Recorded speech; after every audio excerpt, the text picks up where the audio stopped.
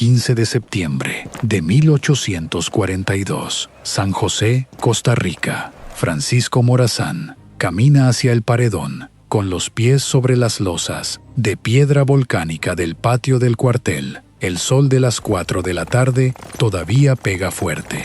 Los soldados forman el pelotón. Morazán tiene 50 años y lleva toda la vida luchando por mantener unida una nación que ya no existe. Pide ser él quien dé la orden de disparar. Y disparan. Lo que cae en ese patio no es solo un hombre. Es el último intento de mantener en pie la promesa más grande que Centroamérica se hizo a sí misma. Que 5 pueblos dispersos en 600 kilómetros de volcanes y selva tropical podían formar un solo país. Ese sueño había durado 16 años, y cuando colapsó, dejó en su lugar 5 naciones que todavía hoy cargan con la herida de esa fractura. La fecha en que lo ejecutaron no fue un accidente. El 15 de septiembre, el mismo día que, 21 años antes, los criollos de la ciudad de Guatemala habían firmado la independencia de España. Lo que la historia oficial cuenta de todo este proceso cabe en 3 frases. Centroamérica se independizó de España en 1821. Intentó ser una federación. Fracasó y se dividió en 5 países. Eso es verdad. Pero decirlo así es como describir un naufragio diciendo que el barco salió del puerto, navegó un rato y se hundió. El mapa quedó exactamente así y no de otra manera. Y hay razones concretas para eso. Guatemala terminó aplastando a los demás estados con su peso político y económico. Y eso tampoco fue una casualidad. Un caudillo analfabeto que criaba cerdos en las afueras de la capital tampoco fue una casualidad. Un caudillo analfabeto que criaba cerdos en las afueras de la capital destruyó el proyecto de unificación más ambicioso del siglo XIX en América Latina. Y eso exige una historia mucho más larga. La historia de cómo Centroamérica se rompió en 5 pedazos empieza mucho antes de 1821. Empieza con lo que había en este istmo, antes de que llegara nadie de Europa. Y eso es lo que nadie te cuenta cuando te hablan de los próceres y las actas de independencia. Suscríbete si acabas de llegar. En este canal hacemos exactamente esta clase de historia, sin simplificar, con todo el peso real de lo que fue. Activa la campana para no perderte lo que sigue.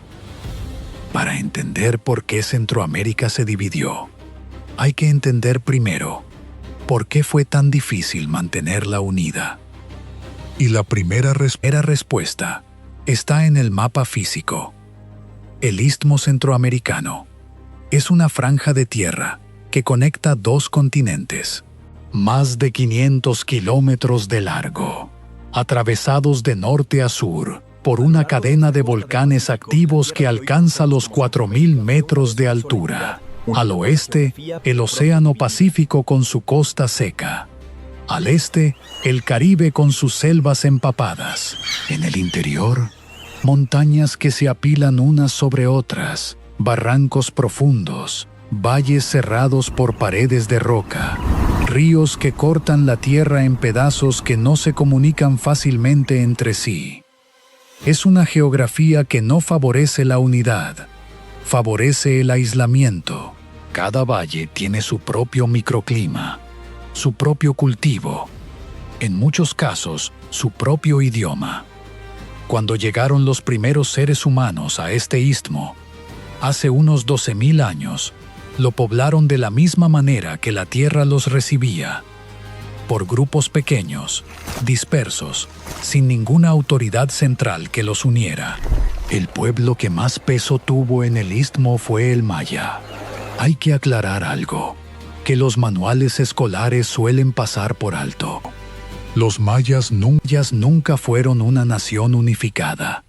Fueron decenas de grupos con lenguas distintas, ciudades-estado independientes, alianzas cambiantes y guerras frecuentes.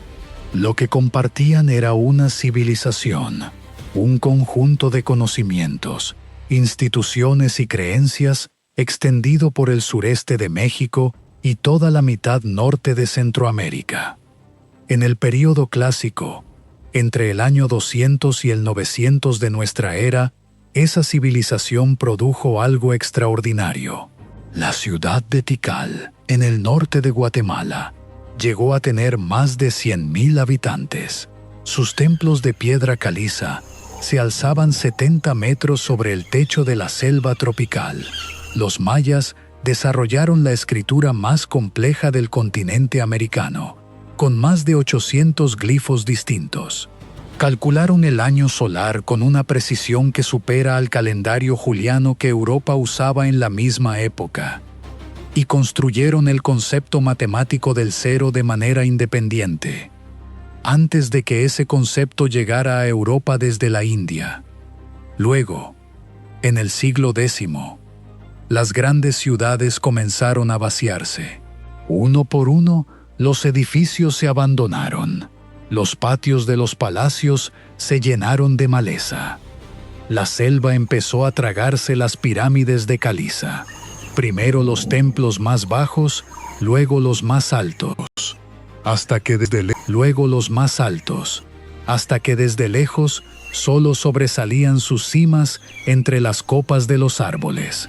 Los historiadores todavía debaten las causas exactas: sequías prolongadas, cambio climático regional, agotamiento de los suelos de cultivo, guerras entre ciudades rivales, colapso de las redes de comercio que conectaban unas con otras.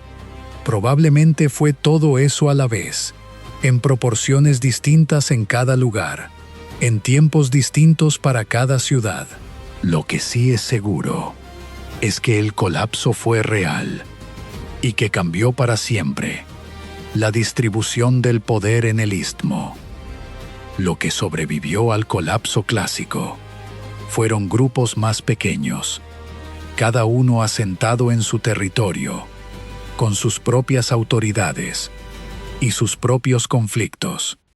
En el altiplano occidental de Guatemala, los quiché habían construido un estado compacto que controlaba el occidente del país desde su capital, Gumarcaj. Guerreros, agricultores, cobradores de tributo a sus vecinos. El poder Gumarcaj. Guerreros, agricultores, cobradores de tributo a sus vecinos. El poder más organizado de la región cuando llegaron los españoles. Más abajo en el altiplano, los Kaqchikel habían sido aliados de los quiché durante generaciones y luego se habían rebelado contra ellos en el siglo XV. Esa enemistad antigua entre los dos pueblos fue una de las razones por las que la conquista española del altiplano se completó tan rápido. En la costa del Pacífico de El Salvador y en partes de Honduras vivían los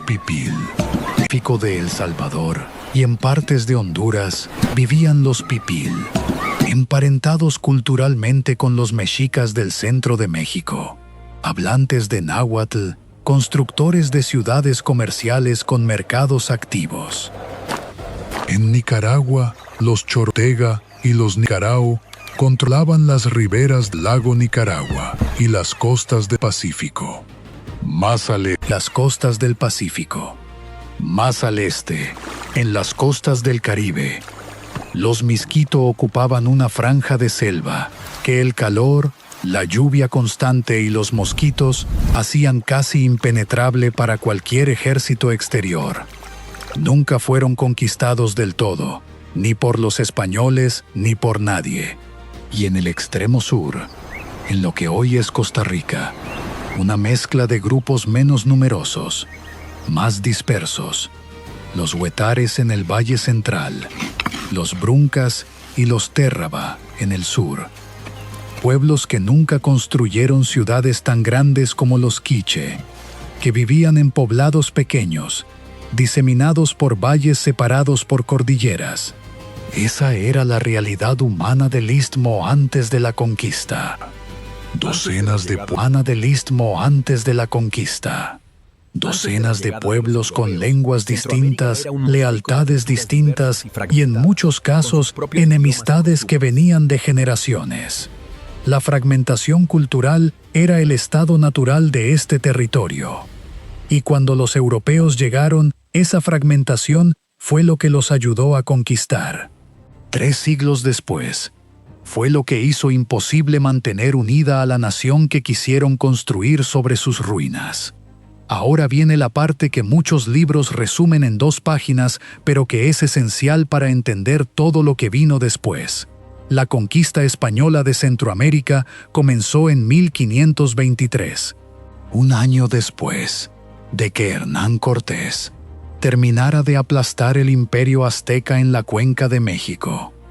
El capitán Pedro de Alvarado marchó hacia el sur con 400 soldados españoles y varios miles de guerreros aliados tlaxcaltecas. Cruzó el río Suchiate, entró en territorio quiche.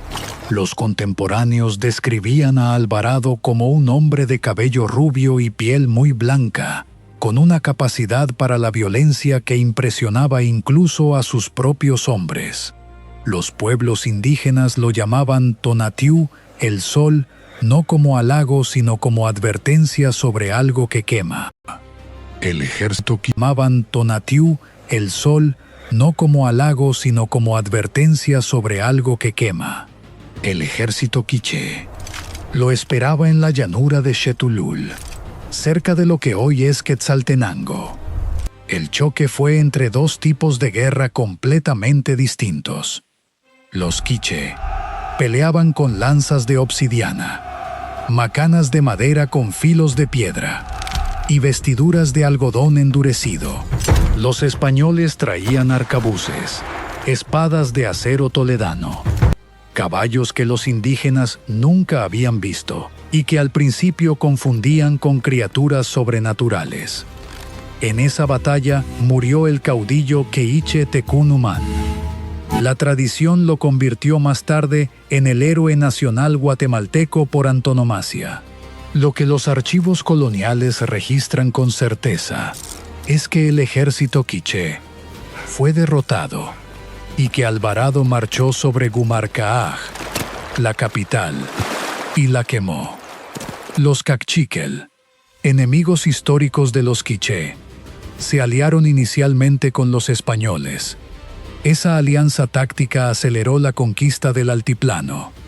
Duró hasta que los españoles empezaron a cobrar tributos excesivos, momento en que los Cachiquel también se rebelaron en 1525. La guerra con ellos duró casi 10 años más. Mientras tanto, otros conquistadores avanzaban en otras direcciones.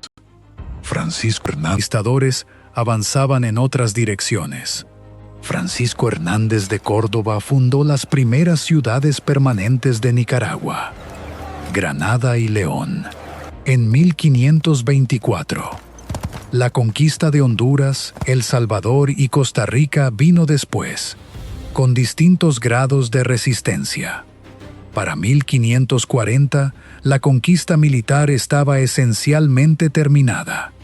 Pero terminar la conquista no era lo mismo que controlar el territorio. Antes de que llegara un solo soldado español, algo había llegado ya que los pueblos del Istmo no podían ver ni combatir. Las enfermedades europeas: viruela, sarampión, tifus. Los seres humanos de América no tenían ninguna inmunidad a esos patógenos, porque en el continente americano nunca habían existido. Las epidemias que corrieron por el Istmo en las primeras décadas del siglo XVI redujeron la población en proporciones que los historiadores estiman entre el 50 y el 90%. Ciudades de 50.000 habitantes en 1510 tenían unos pocos miles en 1540. Pueblos enteros habían desaparecido antes de ver a un español. Eso cambió la naturaleza del territorio. En vez de una región densamente poblada, los colonizadores encontraron una tierra devastada con una población diezmada que tenía que ser reunida por la fuerza en pueblos de indios para poder ser gobernada y explotada. Y para eso construyeron el sistema colonial que iba a gobernar este istmo durante los siguientes 300 años. La Capitanía General de Guatemala fue el nombre de la estructura administrativa española en Centroamérica. Dependía formalmente del Virreinato de Nueva España, con sede en México, pero en la práctica tenía bastante autonomía. Su capital estaba en lo que hoy se conoce como Antigua Guatemala, reconstruida varias veces después de terremotos y trasladada definitivamente a la ciudad actual en 1773. Esa estructura colonial abarcaba todo el istmo, el actual Guatemala, El Salvador, Honduras, Nicaragua, Costa Rica y también Chiapas, que hoy es el estado más sureño de México. El gobierno lo ejercía el capitán general, nombrado en Madrid, que acumulaba el mando militar y el político. Bajo él, la Real Audiencia de Guatemala actuaba como tribunal supremo y como órgano de gobierno civil. Y debajo de la audiencia, los gobernadores de las provincias interiores, Guatemala, San Salvador, Comayagua en Honduras, Nicaragua y Costa Rica. Esa jerarquía tenía una consecuencia que 3 siglos después pesó sobre todo lo demás. Guatemala, como sede de la audiencia y del capitán general, concentraba el poder administrativo, el poder judicial y el poder comercial de toda la región. Las demás provincias dependían de ella para casi cualquier decisión importante. Quien quisiera apelar una sentencia judicial, renovar una licencia de comercio o solicitar un cargo de cierto rango, tenía que ir a Guatemala. Los caminos de la región gravitaban hacia allí. El comercio también pasaba por Guatemala. La actividad económica más importante de Centroamérica colonial fue el añil, una planta de la que se extrae un tinte azul índigo, con enorme demanda en los talleres textiles de Europa. El añil se cultivaba sobre todo en El Salvador y partes de Honduras, en haciendas calurosas de la costa del Pacífico, donde los jornaleros indígenas trabajaban en condiciones durísimas. Pero los comerciantes que controlaban su exportación, que compraban barato y vendían en los mercados de Cádiz y México, estaban en Guatemala, donde vivían las familias más poderosas de la región, donde estaban las casas con columnas de piedra labrada y los balcones de forja. Eso creó un resentimiento estructural que fue creciendo durante décadas. Las provincias producían la riqueza. Guatemala se llevaba una parte desproporcionada de los beneficios. Los criollos de El Salvador, de Honduras, de Nicaragua y de Costa Rica lo sabían perfectamente. Y cuando llegó la independencia, cada uno de ellos llegó a la mesa de negociación con esa cuenta pendiente en la cabeza. El sistema de trabajo que sostenía esa economía se llamaba encomienda. Funcionaba así. La corona española asignaba a un encomendero, normalmente un conquistador o un colono con ciertos méritos, la responsabilidad legal de evangelizar y proteger a un grupo determinado de indígenas. A cambio, podía exigirles trabajo o tributos en especie. En la práctica, era trabajo forzado con un marco legal que le daba apariencia de orden. Los indígenas cultivaban los campos de añil, construían las iglesias barrocas de piedra, cargaban las mercancías por los caminos de montaña, mientras los encomenderos vivían de esas rentas. La sociedad que produjo ese sistema tenía una forma de pirámide bien definida. La sociedad que produjo ese sistema tenía una forma de pirámide bien definida. Arriba, los peninsulares, los españoles nacidos en España, que ocupaban los cargos más altos de la administración colonial. El capitán general, el presidente de la audiencia, los obispos y arzobispos, los que tenían el poder real. Obispos y arzobispos, los que tenían el poder real. Justo debajo, los criollos, los descendientes de españoles nacidos en América. Podían ser enormemente ricos. Tenían haciendas, minas, negocios de comercio. Pero había algo que no podían tener. Los cargos más altos de la administración estaban reservados para los peninsulares. Los cargos más altos de la administración estaban reservados para los peninsulares. Un criollo podía ser el hombre más rico de toda la capitanía general. Y aún así, no podría ser capitán general. Había un techo invisible entre su dinero y el poder real. Había un techo invisible entre su dinero y el poder real. Y esa distancia entre la riqueza que acumulaban y el poder que se les negaba fue acumulando resentimiento durante generaciones. Debajo de los criollos, el sistema de castas dividía a la sociedad en decenas de categorías según el origen étnico.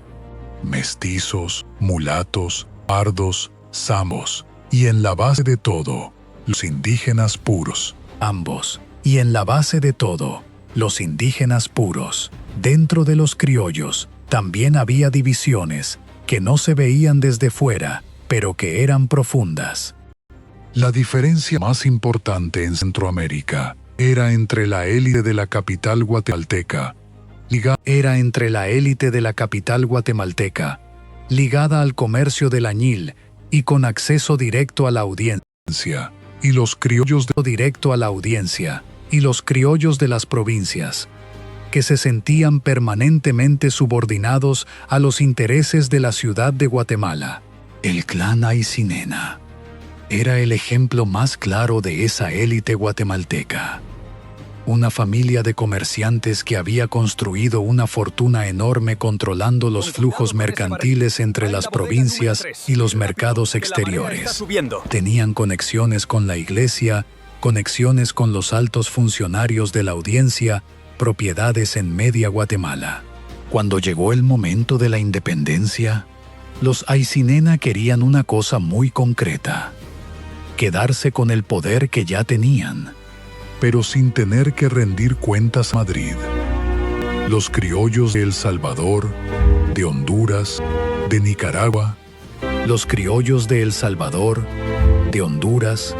Nicaragua, querían algo distinto. Ellos producían la riqueza del añil, pero Guatemala se la apropiaba. La independencia era su oportunidad de cambiar esa ecuación. Esa fractura dentro de la élite criolla es una de las claves que explica por qué la República Federal Centroamericana fue inestable desde su primer día. El detonante llegó desde Europa. En mayo de 1808, el ejército de Napoleón Bonaparte cruzó los Pirineos y ocupó la península ibérica. El rey Carlos IV abdicó. Su hijo Fernando VII fue trasladado a Francia como prisionero. Napoleón instaló a su hermano José Bonaparte en el trono de Madrid. Desde el otro lado del Atlántico, los criollos americanos miraban ese colapso con una pregunta sin respuesta: si el rey había sido depuesto, si la metrópoli estaba ocupada por un ejército extranjero, ¿a quién debían obediencia las colonias? La pregunta era filosófica y muy práctica a la vez. Los más conservadores querían gobernar provisionalmente en nombre del rey cautivo, manteniendo el sistema colonial intacto. Los más liberales veían en la crisis una oportunidad que no volvería a presentarse en generaciones. En los dos grupos, los protagonistas eran criollos. Los indígenas y los campesinos pobres no eran consultados.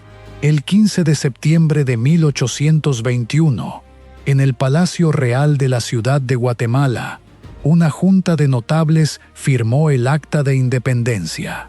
Criollos ricos, clérigos de alto rango, funcionarios coloniales. Afuera del palacio, en la plaza adoquinada, el pueblo se había congregado en masa. Adentro, el debate duró horas. Los más conservadores querían esperar, consultar, no precipitarse. Los liberales, con Pedro Molina a la cabeza, querían la independencia ese mismo día. Al mediodía. Querían la independencia ese mismo día. Al mediodía. El capitán general Gabino Gaínza leyó el acta. El reino de Guatemala se separaba de España. El acta la firmaron 14 personas, entre ellas el propio Gaínza, que esa misma mañana había sido el máximo representante del poder colonial. La decisión que no tomaron ese día fue qué vendría después, y esa indefinición se convirtió inmediatamente en un problema. El primer imperio mexicano, bajo el general Agustín de Iturbide, que se había coronado emperador de México, ofreció a Centroamérica integrarse. En enero de 1822, Centroamérica quedó incorporada al Imperio Mexicano. Duró 14 meses. En marzo de 1823, el imperio de Iturbide colapsó cuando sus propios generales se le rebelaron, y Centroamérica quedó sola, por segunda vez, con la pregunta sin contestar. El 1 de julio de 1823, 41 diputados reunidos en Guatemala proclamaron la independencia absoluta de las Provincias Unidas de Centroamérica, de España, de México y de cualquier otra potencia del mundo antiguo o del nuevo. Un año después, con una constitución formal, pasaron a llamarse República Federal de Centroamérica. El modelo que adoptaron Pasaron a llamarse República Federal de Centroamérica. El modelo que adoptaron fue el de los Estados Unidos, un gobierno federal central con presidente y Congreso. Y 5 estados con sus propios gobiernos internos. La Constitución abolía la esclavitud, declaraba la igualdad legal de los ciudadanos e introducía el juicio por jurado. El primer artículo establecía un gobierno popular, representativo y federal. Sobre el papel, era un proyecto admirable. El problema era que la comparación con los Estados Unidos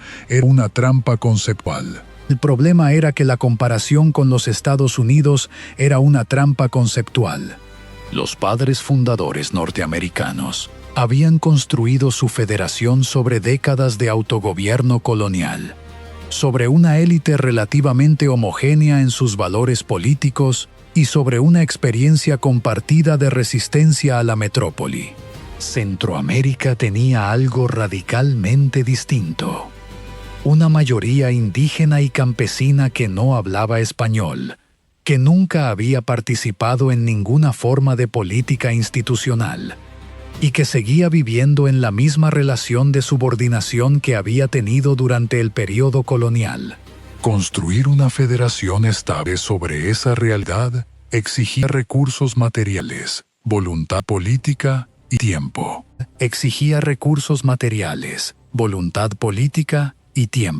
Los fundadores de la República Federal tenían muy poco de lo primero, no suficiente del segundo, y lo que el tercero podía ofrecer lo consumirían las guerras.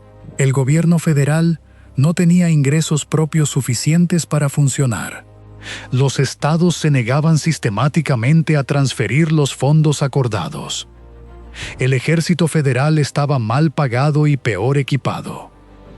Para financiar las operaciones básicas, el gobierno recurría a préstamos que no podía pagar. El primer presidente, Manuel José Arce, elegido en 1825 con apoyo liberal, traicionó a su propio partido en menos de 3 años. Disolvió el Congreso en octubre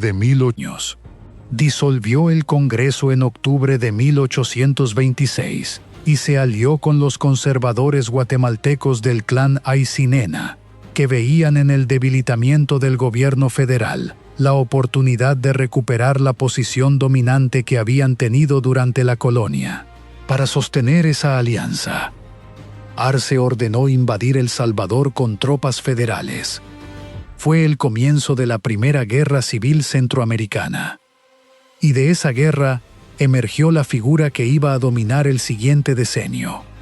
Francisco Morazán había nacido en Tegucigalpa el 3 de octubre de 1792, hijo de una familia criolla de comerciantes hondureños, autodidacta. Había leído a los filósofos ilustrados de Europa por su cuenta, sin universidades ni maestros, y creía en el federalismo y en las reformas liberales con la convicción de quien ha llegado a una idea por sus propios medios sin que nadie se la enseñara. Cuando estalló la guerra civil, era un oficial de segundo rango, sin experiencia de batallas importantes, pero tenía algo que los generales más veteranos a su alrededor no tenían: una capacidad extraordinaria para reorganizar un ejército derrotado y volver a moverlo, una intuición táctica que descolocaba a sus enemigos justo cuando creían haberlo atrapado. El 11 de noviembre de 1827, Morazán ganó la batalla de Trinidad en Honduras. Morazán ganó la batalla de la Trinidad en Honduras, con fuerzas numéricamente inferiores, mal armadas y mal pagadas. Fue el punto de inflexión. En 1829, entró victorioso en la ciudad de Guatemala. En 1830, fue elegido presidente de la Federación. Este es el momento justo para suscribirte, si todavía no lo has hecho. Lo más decisivo de esta historia está por llegar. Suscríbete y activa la campana. Las reformas de Morazán eran las de un hombre que había diagnosticado el problema de Centroamérica y tenía un tratamiento claro, aunque su paciente no lo pedía. Abolió los monasterios y conventos, expulsó las órdenes religiosas regulares, secularizó los cementerios, que hasta entonces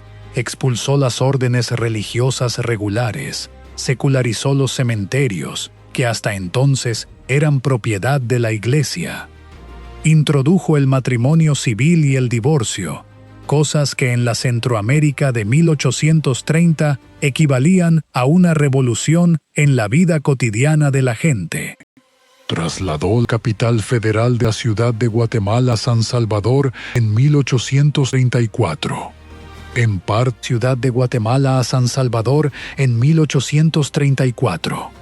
En parte para distanciarse físicamente de la influencia del clan Aycinena y sus redes en la capital guatemalteca. Muchas de esas reformas tenían justificación sólida. El fuero eclesiástico, que permitía a los sacerdotes ser juzgados solo por tribunales de la Iglesia y no por la justicia civil, era un mecanismo que protegía abusos documentados. La educación pública laica era una necesidad urgente en un territorio donde la inmensa mayoría de la población no sabía leer. La secularización del matrimonio le daba a las personas opciones que antes no existían. Pero la manera en que esas reformas llegaron a los pueblos del interior fue otra historia.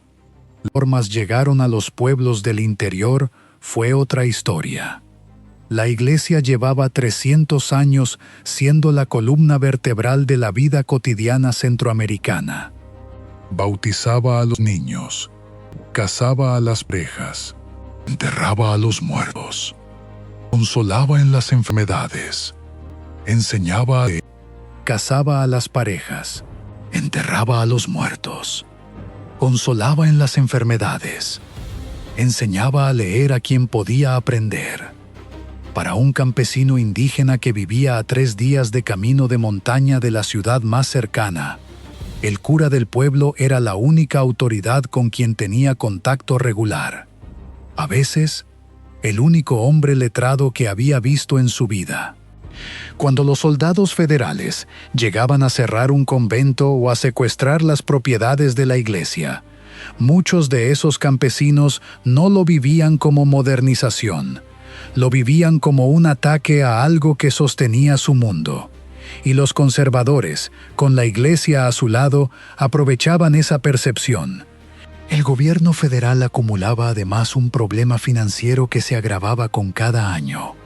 Sin capacidad real de cobrar impuestos a estados que se resistían a pagar, Morazán financiaba las guerras y las reformas con deudas que crecían más rápido de lo que podía devolverlas. Los acreedores extranjeros empezaban a poner condiciones. Los estados empezaban a hacer sus propios cálculos sobre lo que ganaban y lo que perdían dentro de la federación. En 1837, cuando el descontento había alcanzado niveles críticos en varios estados, llegó algo que nadie había previsto: una epidemia. Entre 1836 y 1837, el cólera mobo bajó desde México hacia el sur del istmo. El cólera mata rápido. Desde México hacia el sur del istmo. El cólera mata rápido. Deshidratación extrema, vómitos, diarrea violenta. Un hombre sano puede estar muerto en menos de 12 horas. Puede estar muerto en menos de 12 horas. En las comunidades indígenas sin acceso a agua limpia, con pozos de uso colectivo, con casas de adobe apretadas unas contra otras, la enfermedad se propagaba a una velocidad que parecía sobrenatural a quien no entendía cómo funcionaba el contagio. El gobierno del estado de Guatemala, bajo el doctor Mariano Gálvez, respondió con medidas que tenían una lógica médica básica. Cordones sanitarios. Medidas que tenían una lógica médica básica. Cordones sanitarios, quema de propiedades contaminadas, vigilancia de las fuentes de agua. Esas medidas fueron un desastre político en los poblados indígenas y campesinos del oriente de Guatemala. Fueron un desastre político en los poblados indígenas y campesinos del oriente de Guatemala. Un rumor corrió tan rápido como la enfermedad. El gobierno estaba envenenando el agua. Los soldados que sellaban los pozos y quemaban las casas eran los mismos que estaban causando las muertes. El motivo, según el rumor, era quedarse con las tierras de los muertos. Ese rumor era falso, pero era comprensible. Para alguien que no entendía la transmisión del cólera, que veía a sus vecinos morir en pocas horas sin razón visible, que había visto a ese mismo gobierno quitarle los sacerdotes, imponerle nuevos impuestos y enviar soldados a su aldea. La explicación del envenenamiento tenía más sentido que cualquier argumento que dijera un médico llegado desde la capital en caballo. Y además, el 9 de junio de 1837, el gobierno de Gálvez había reimplantado el tributo indígena, que llevaba años suprimido desde las Cortes de Cádiz de 1820. Eso fue la gota que desbordó todo. Y en ese momento de caos, epidemia y rabia, apareció Rafael Carrera. Tenía 23 años. Había nacido en el barrio de la parroquia de Candelaria, en la ciudad de Guatemala, en una familia pobre. Era mestizo, posiblemente con sangre indígena. Había trabajado como trompetero del ejército, como criador de cerdos en las afueras de la ciudad, como campesino sin tierras propias. Era completamente analfabeto cuando comenzó su movimiento. Aprendió a escribir su nombre durante los años de guerra, ya convertido en figura política. Los libros de historia suelen llenar sus páginas con hombres letrados, generales de academia, oradores con discursos preparados de antemano. Carrera no era ninguna de esas cosas. Aprendió a escribir su nombre durante los primeros meses de la guerra, ya con miles de hombres bajo su mando. Lo que tenía era otra cosa. Tenía la capacidad de hablar el idioma de la gente que lo seguía, el idioma de la tierra, del miedo, de los santos de yeso y barro pintado que colgaban en las paredes de adobe de los jacales.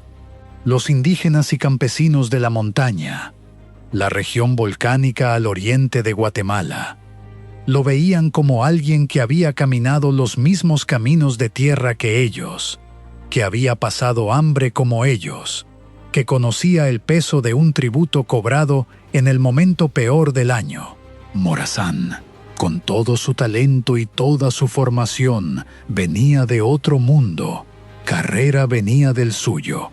Carrera organizó una guerrilla que atacaba haciendas, cortaba los caminos que conectaban la capital con las provincias y destruía las comunicaciones militares. Su bandera llevaba 3 palabras: religión, patria y el rey. En ese mundo invertido de la primera mitad del siglo XIX centroamericano, los campesinos pobres y los indígenas que marchaban bajo esa bandera conservadora eran los que combatían al gobierno liberal, y los criollos ilustrados con sus libros de filosofía francesa y sus códigos de Napoleón representaban el poder establecido. Morazán derrotó a Carrera varias veces en campo abierto. Sus ejércitos eran más disciplinados, mejor armados, con oficiales más experimentados. Pero las victorias militares en los caminos polvorientos del altiplano no servían para acabar con la guerrilla. Carrera retrocedía hacia las montañas con sus hombres cuando la presión era demasiada. Dejaba que los soldados federales recorrieran los caminos persiguiendo sombras, y cuando se retiraban, volvía. El tiempo corría a su favor. Cada campaña que Morazán lanzaba contra él consumía recursos que la Federación ya no tenía. Y mientras la guerra de guerrillas drenaba los fondos y la atención del gobierno federal, los 5 estados empezaban a sacar sus propias conclusiones sobre el futuro de la República. La Constitución de 1824 había sido diseñada para proteger la autonomía de los estados frente al gobierno central. Eso era exactamente lo que los estados querían. Pero esa misma autonomía hacía que el gobierno central fuera casi incapaz de actuar cuando los estados no cooperaban. El gobierno federal no podía obligar a un estado a pagar sus contribuciones si ese estado se resistía. No podía nombrar autoridades en un estado si el gobierno local bloqueaba el proceso. No podía financiar un ejército suficiente si los estados retenían los fondos. Era una federación construida sobre el principio del voluntarismo, en un momento histórico en que nadie tenía voluntad de ceder nada a nadie. El segundo mandato de Morazán como presidente federal terminó el 1 de febrero de 1839. Para esa fecha, el gobierno central era una sombra de lo que la Constitución había imaginado. 3 estados se habían insubordinado abiertamente. Las instituciones federales funcionaban solo sobre el papel. El Congreso no tenía quórum para nombrar un sucesor. La disolución fue un proceso que duró casi 2 años. No un acto único. Y empezó por el sur, el 30 de abril de 1838. Casi 2 años, no un acto único. Y empezó por el sur, el 30 de abril de 1838. Nicaragua declaró su independencia del Pacto Federal. El Congreso Federal, en uno de sus últimos actos de autoridad efectiva, aceptó la separación casi sin debate. Lo que en la Constitución era un mecanismo de crisis se convirtió en una puerta abierta que los demás estados miraron con interés creciente. El 5 de noviembre del mismo año, Honduras se separó. El 14 de noviembre, Costa Rica. Cada uno de esos estados tenía sus propias razones para irse. En Nicaragua, las ciudades de León y Granada llevaban décadas enfrentadas por motivos que iban mucho más allá de la política federal. León era liberal. Volcada al Pacífico y al comercio con el norte. Granada era conservadora, enriquecida con el comercio por el lago Nicaragua hacia el Caribe. La Federación había contenido ese conflicto sin resolverlo. Cuando la autoridad federal se debilitó, el enfrentamiento local ocupó todo el espacio político disponible. Separarse de la Federación era también liberarse de la tutela de Morazán. A quien muchos en Granada identificaban directamente con el Partido Liberal que querían destruir. En Honduras, el general Francisco Ferrera era la autoridad real del Estado. Caudillo regional, aliado de Carrera y enemigo declarado del proyecto morazanista, no toleraba que nadie en San Salvador le dijera cómo gobernar a sus hombres. La separación hondureña fue tan personal como política. En Costa Rica, el proceso fue más frío y más calculado. Era el estado más pequeño, el más aislado, en el extremo sur del istmo. La distancia hasta la capital federal hacía que la tutela central fuera en la práctica casi inexistente para la vida cotidiana.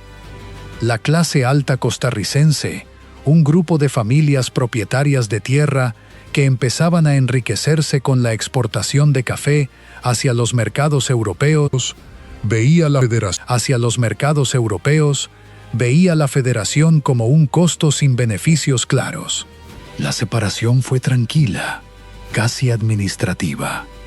El 17 de abril de 1839, el jefe del Estado de Guatemala declaró disuelto el Pacto Federal y a Guatemala como Estado independiente. Quedaba El Salvador, donde Morazán había sido elegido jefe de Estado en julio de ese mismo año. Guatemala, Honduras y Nicaragua firmaron en julio de 1839 un tratado de alianza contra él. La República Federal había pasado de ser una nación con 5 estados a ser el nombre de un hombre peleando contra 3 países vecinos. Morazán resistió. En el año 1840, Rafael Carrera entró victorioso en la ciudad de Guatemala con su ejército de campesinos e indígenas, caminando por las calles empedradas de la capital que 2 años antes habían tenido que abandonar a la carrera. Morazán intentó reconquistar el estado. Fue derrotado y tuvo que buscar el exilio hacia el sur. Embarcó hacia Sudamérica con un puñado de hombres que todavía creían en él. Llegó a Ecuador, pasó a Perú. Desde Lima siguió la política centroamericana a través de las cartas que le llegaban con semanas de retraso. Cada carta que recibía confirmaba lo mismo. La Federación se había terminado y sus antiguos aliados estaban repartiéndose lo que quedaba. La Federación había terminado. En abril de 1842, Morazán desembarcó en El Salvador con dinero reunido en el exilio y hombres reclutados en Perú y Ecuador. Tenía 50 años. La idea que lo había consumido toda la vida todavía ardía. Desde El Salvador organizó una expedición hacia Costa Rica. Tomó el país en menos de 3 semanas. Derrocó al presidente Braulio Carrillo y desde San José comenzó a planificar la campaña que en su cabeza le devolvería el istmo. Duró en su cabeza, le devolvería el istmo. Duró 5 meses. Los costarricenses no habían pedido ser el trampolín de nadie. Cuando el rumor se extendió de que Morazán iba a reclutar a sus hombres por la fuerza para el ejército que necesitaba, la resistencia fue inmediata. El 11 de septiembre de 1842, una rebelión popular estalló en San José. Una rebelión popular estalló en San José.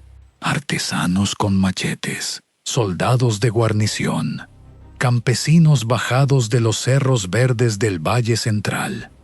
Morazán fue capturado el 14 de septiembre. Al día siguiente, el 15 de septiembre de 1842, fue fusilado en 15 de septiembre de 1842, fue fusilado en el patio del cuartel de San José, con las paredes de cal blanca y las losas de piedra volcánica que ya describimos al principio. Los 5 estados de la antigua federación. Los 5 estados de la antigua federación eran ya 5 repúblicas con sus propias banderas, sus propios presidentes y sus propias élites. Los intentos de reunificación siguieron durante el resto del siglo. Conferencias unionistas. El resto del siglo. Conferencias unionistas. Tratados entre 2 o 3 estados. Pactos que duraban meses antes de deshacerse. En los años 40 y 50, hubo al menos una docena de esas iniciativas. Ninguna prosperó. El desacuerdo entre los estados era demasiado profundo. Los intereses de las élites regionales demasiado distintos. Los caudillos locales demasiado celosos de su poder particular. Las fronteras que quedaron eran las viejas divisiones administrativas coloniales, las intendencias borbónicas del siglo XVIII, las intendencias borbónicas del siglo XVIII, líneas trazadas por funcionarios de Madrid para facilitar el cobro de impuestos.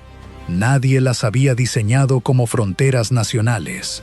El tiempo y la violencia las volvieron permanentes. Lo que dejó esa fractura es más interesante que la fractura misma. Los 5 países que existen hoy, Guatemala, El Salvador, Honduras, Nicaragua y Costa Rica, usan variantes de la misma bandera de azul y blanco que la República Federal diseñó en 1823. Celebran el mismo 15 de septiembre como fecha de independencia. Tienen una institución llamada Sistema de la Integración Centroamericana, fundada en 1991, que nadie confunde con una nación única, pero que reconoce que hay algo compartido que ninguna frontera ha podido borrar del todo. ¿Por qué fracasó el proyecto federal? Los historiadores llevan casi 2 siglos discutiéndolo, y la respuesta más honesta sigue siendo que fracasó por demasiadas razones a la vez. El diseño constitucional daba demasiado poder a los estados y muy poco al gobierno central, lo que lo hacía incapaz de actuar cuando los estados no cooperaban. Las élites criollas que fundaron la República nunca llegaron a un acuerdo real sobre quién tenía la autoridad última. Las reformas liberales de Morazán, aunque necesarias en muchos sentidos, se implementaron de una manera que alienó a la mayoría de la población. Y una epidemia de cólera en el momento equivocado armó a un caudillo campesino con el apoyo popular que los liberales nunca supieron generar. Pero debajo de todo eso hay algo más básico. Los que fundaron la República Federal temían que si la mayoría de la población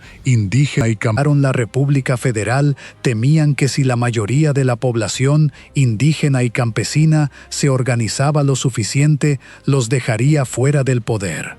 El propio texto del Acta de Independencia del 15 de septiembre de 1821 decía que El propio texto del Acta de Independencia del 15 de septiembre de 1821 decía que la independencia se proclamaba en parte para prevenir las consecuencias que hubieran sido temibles si la proclamara el propio pueblo. Se independizaron deprisa para que no lo hicieran los de abajo. Ese miedo a los de abajo fue exactamente la fuerza que Rafael Carrera supo convertir en un ejército que destruyó la Federación. Y fue también la fuerza que, en los siguientes 150 años, siguió moldeando la historia de cada uno de los 5 países que quedaron. Los países no nacen de constituciones redactadas en salones con columnas de piedra. Nacen de fuerzas que ningún constituyente controla del todo. Epidemias que corren por los caminos de tierra. Rumores que se propagan más rápido que los decretos. Cosechas perdidas. Tierras que se pierden. Fe en los santos de los altares de adobe. De gente que no sabe todavía que está cambiando el mapa. Y a veces, también, de gente que lo sabe perfectamente y lo hace de todas formas. Morazán lo sabía. Carrera también, a su manera. Los dos transformaron Centroamérica para siempre. En direcciones opuestas. Los dos transformaron Centroamérica para siempre. En direcciones opuestas, sin que ninguno de los dos pudiera controlar del todo a dónde iba el istmo. Eso es lo que hace que esta historia sea más honesta que la que te enseñaron en la escuela. Las personas que la vivieron tampoco sabían cómo iba a terminar. Si quieres saber cómo siguió la historia de cada uno de esos 5 países después de la separación, suscríbete ahora y activa la campana. Cada semana hay un documental nuevo en este canal. En los próximos documentales de este canal, vamos a contar, uno por uno, cómo Colombia, Venezuela y el resto de América Latina construyeron sus propias naciones sobre ruinas distintas.